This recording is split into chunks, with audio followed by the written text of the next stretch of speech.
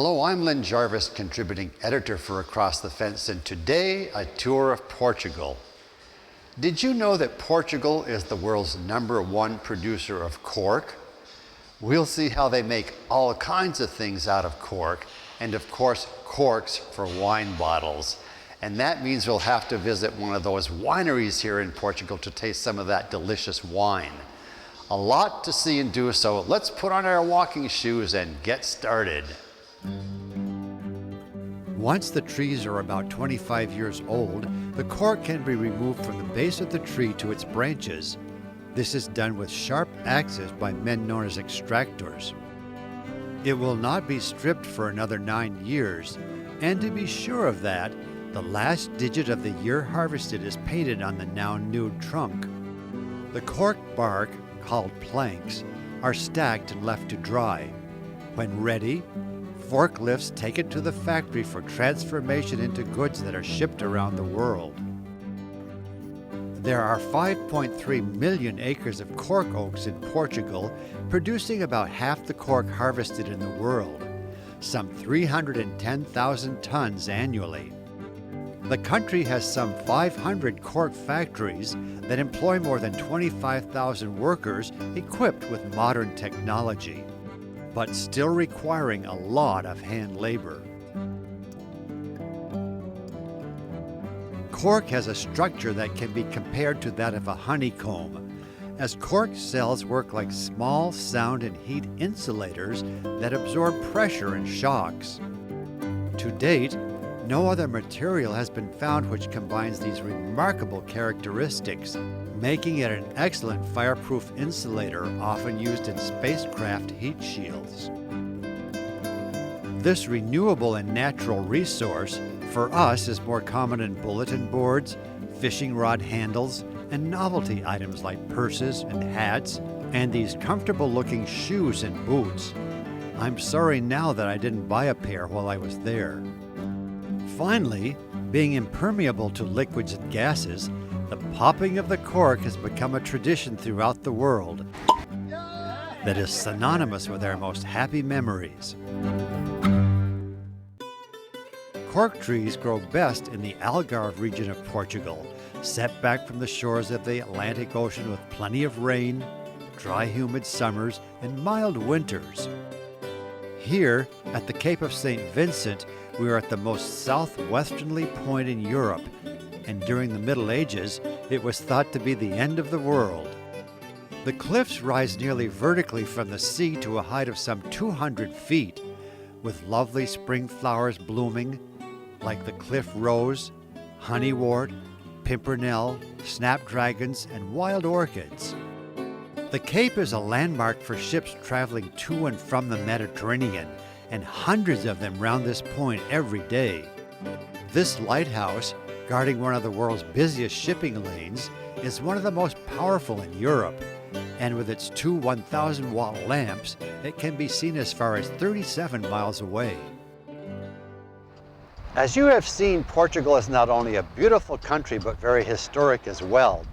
In the 1400s, Prince Henry the Navigator began his explorations from these waters right here. And in 1497, Vasco da Gama left here for his epic voyage that took him to India, linking Europe, and established a long-lasting colonial empire in Asia. These two men brought Portugal to its golden age. Prince Henry, by financing expeditions to the African coast, and da Gama, who sailed around the Cape of Good Hope and opened the sea route to India. Heroic efforts for the time. At Sagres, Prince Henry laid the foundation for Portugal's maritime expansion. He was able to finance expeditions to faraway places that opened up new trade routes. And here he founded a great school of navigation on a windswept promontory and realized his dream, to be the discoverer of things hidden from men. He poured his energy and money into building small, maneuverable sailing ships and sending his fear-stricken sailors into these unknown waters.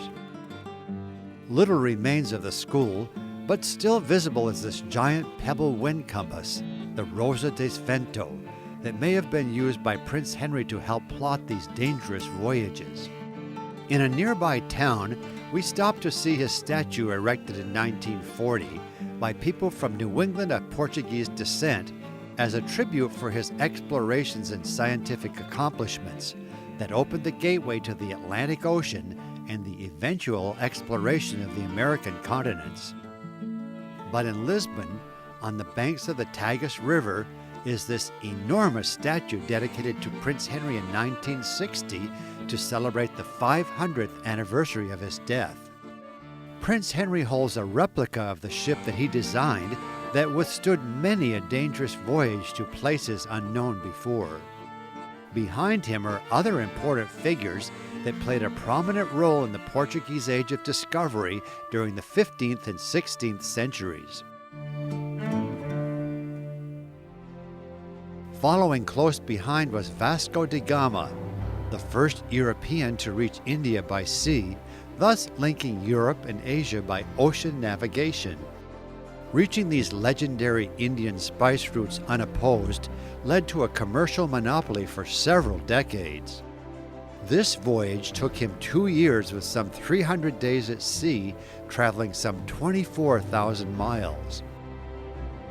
Only 54 of his original crew of 170 men survived, dying of such illnesses as scurvy, including his brother Paulo.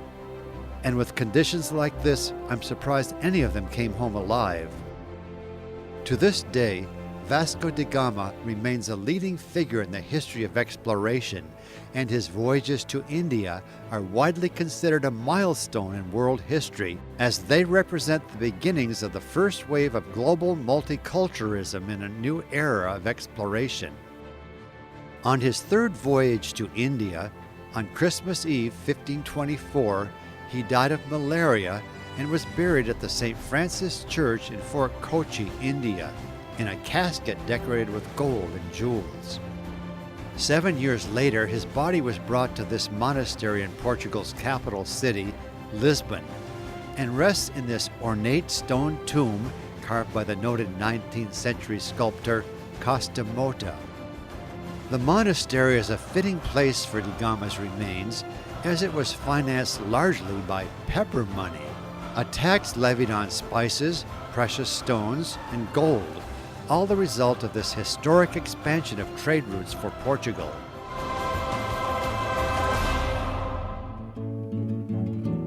Now for a look at more highlights of Lisbon, we'll climb aboard a streetcar to explore this city of 500,000 people.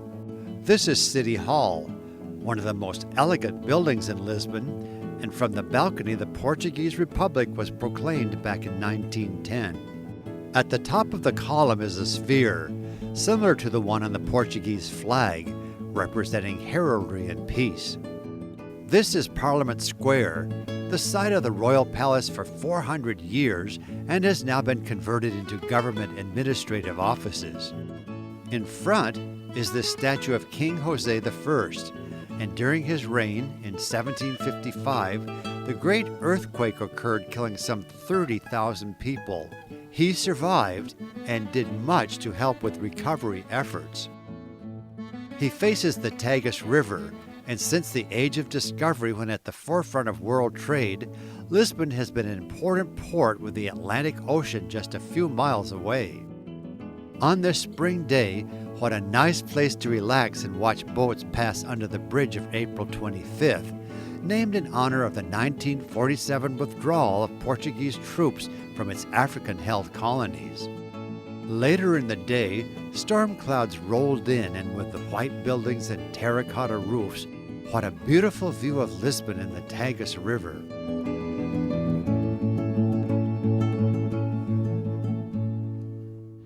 And with the looks of that ominous sky, we knew we had to hurry to get back on the bus before the skies opened up. And within minutes of getting back to the hotel, it was pouring rain. But after all, those cork trees need a lot of water. The clouds lingered as we arrived in Faro, the southernmost city in Portugal and capital of the Algarve region. We entered the old town through the 18th century Arco da Villa, A statue of Faro's patron saint, Thomas of Aquin, stands above the arch, as do a couple of stork nests that are very much in use this time of year over here. Entering, the town stretches out in front of you through a maze of cobbled streets, great for picture taking. Soon, you come to Largo de Sé, an orange tree-lined square, once a forum now home to many historic buildings. Like the Cathedral of Faro, consecrated in the 13th century and has been the seat of the diocese here since 1540. The Bishop's Palace dates from 1585 and serves as the headquarters to the Diocese of the Algarve. In front is the statue of Archbishop Francisco Gomez, who dedicated his life to Faro by building schools, hospitals, and repairing churches. We left this ancient city through the Portas del Mar, the doors to the sea, marking the place where city and water meet. Being an overcast day, we moved on. Soon we arrived at Tesoros de Serra, a wonderful place owned and operated by Fatima Galicia. She started by selling caramel almond pies and then opened a small bakery using her grandmother's recipes, combining the flavors of carob, almonds, and figs, creating delicious cakes and cookies, and has recently began producing an herbal liquor called Beracol. It comes in 3 flavors, all with a carob base and a rich velvety flavor. I even brought a bottle home, which is something I rarely do. In the village of Azeitao, we toured the Lapidario ceramic factory to see how Portuguese tile is made. To enter, we passed through this arch with wonderfully fragrant wisteria in bloom. Once inside, Maria gave a delightful explanation of how tile is made, starting with the clay. When they come from the kiln, they look a little bit different. They are no longer this size. They shrink around 20%. Also, they change color. They are no longer gray, they are a little bit pink. So I'm going to paint with this color. This is quite famous here in Portugal and in Europe, actually. So this is called Delft blue. We were producing so many tiles of this, with this blue, that there was a big boat carrying this pigment to Lisbon, and it sank in front of our river Tejo. And they say that the river was blue for 2 or 3 weeks. So imagine the pigment that there was in that boat. Yeah. You had Germans, you had Dutch, you had Italians, all sharing informations, and most especially all sharing new recipes of colors. Our tiles start to change really quickly. There's corridors in some churches or convents in Lisbon, and at the very beginning you have a certain kind of painting, like Italian. And as you go on, you can see that the painting starts to change, and at the very end it's just a big mix of everyone's kind of work. That's why the Portuguese style looks so different. I decided to bring home this oven-proof baking dish after Maria's informative presentation on how Portuguese tile is made. I expect you'll see me using it on an upcoming edition of In the Kitchen with Across the Fence. One of my favorite stops was Lagos, set on one of the largest bays in southern Portugal. It provides the first safe anchorage for boats coming in from the Atlantic and is a busy year-round marina for yachts and pleasure boats. And our first good look at the Algarve stork. They are considered good luck and are a protected species as they clean farmers' fields of lizards, insects, and snakes. They build their nests high up on chimneys, poles, and even church steeples. I just happened to catch this touching moment when one of the parents needed a break, and its mate suddenly appeared. Storks have no vocal cords, and the sole means of communications is by clicking its beak. So the only sounds we heard were the dozens of sparrows that rent rooms from the storks at a very reasonable cost. When I decided to visit Portugal, I didn't know much about the country, but after seeing the beautiful scenery, learning about its fascinating history, and meeting the people here, I love Portugal. I hope you have enjoyed our visit as much as I have, and for Across the Fence, I'm Lyn Jarvis in Lagos, and thank you for watching.